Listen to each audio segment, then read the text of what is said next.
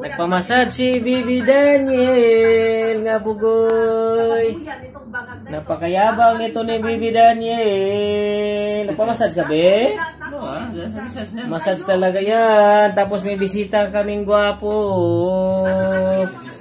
Merong import nga gwapo na pasyal dito. Matindi itong pinapanood natin. Budyakan. Malaki na rin kasi ang kita nyo sa YouTube. Kahit pa hindi siya magtrabaho. Laki na kita niya. Parang ikaw lang din yan, pre. Yung nagparinta ng bahay, pre. Laki nakita mo eh. Tapos nagtatrabaho ka pa.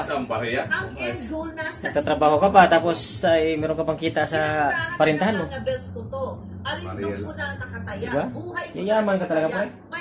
Magpakabait ka. Buwaka ng Genevieve na pangagpulboronic na ito. Mabait ka naman, pre. Diba, pre? Dapat wala nga akong pakialam dyan sa Pilipinas. Nakuha lang na wrong turn lang, no? Naman manahimik ako. Wrong turn lang eh. Kalapang pa rin ako. Kahit na maging jobless ako sa Amerika, susuportahan ako ng gobyerno. You know that? Ang pagpinili mo, maging jobless dito.